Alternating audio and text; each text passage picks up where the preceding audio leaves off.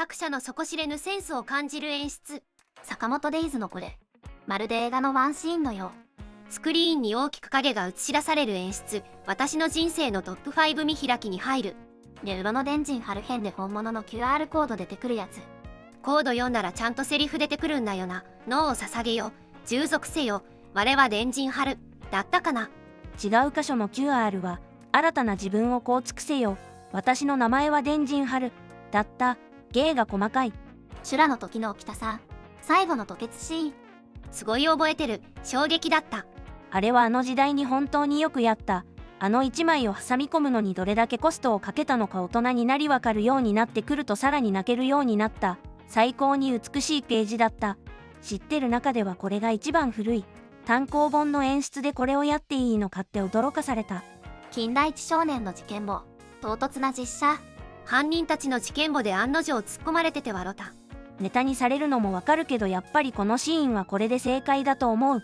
演出として完璧だもん。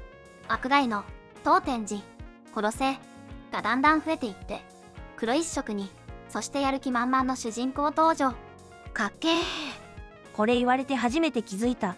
話の途中で突然カラーになるやついいよね。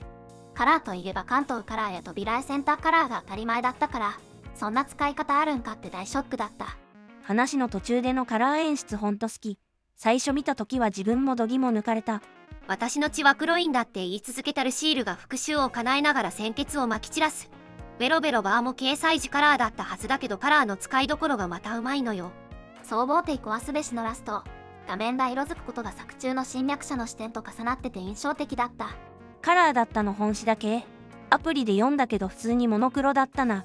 作者も想定していなかった偶然の産物。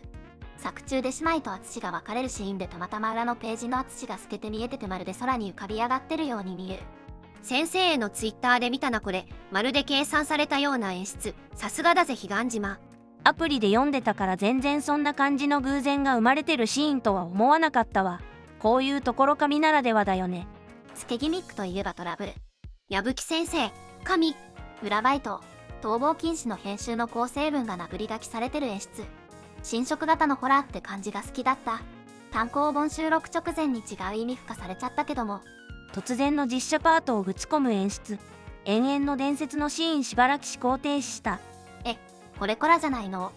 主人公たちの住む世界は昔大災害が起こって今の世界、炎の能力者の世界になった。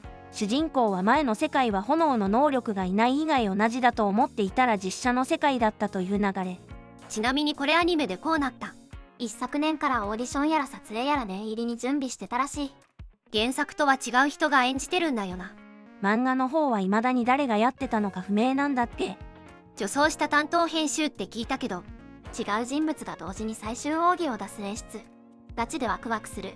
だけどこれと挽回奪われたやつくらいしかパッと思い浮かばん。漫画史上最も眩しい見開きと言っても過言ではない。ドクターストーン。初めてこの時代で光を灯したシーン。モニターだからってのもあるけどマジで眩しいんだよな。思わず目を細めてしまう。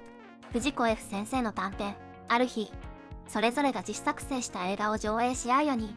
一人の作品は平和な日常が続きそしてプツンと終わるだけのもの。他の3人が唐突な終わりに異を唱えるが制作者はある日突然核戦争が始まり一瞬にして全てが終わる様子を表したという。そしてこの漫画もプツンと突然終わる。ゾワッとした。F 先生の短編集はダークで考えさせられるものが多い。これも読んだことない方はぜひきちんと読んでほしい。またもてのこれ。モブは目が描かれないという表現を生かし海岸と同時にレギュラー昇格。3コマ目の真ん中の女子。後にモブに戻りそうになった時はちゃんと目が描かれなくなってた。これも同系統かな。メインキャラ以外は顔が描かれず持ち物やシルエットで個性を出す作風でのモブ、レギュラー昇格はそういうのもあるんだって衝撃を受けた。絶対絶命伝者ラスジーさんから。メーターが100になったら世界を滅ぼす力が手に入る。そのメーターは近くにあるけどわからないようになっている。もうすぐ100になるからその場所を教えてやる。からのこれ、ページ数のこと。別冊付録掲載というのをうまく逆手に取ったなってなった。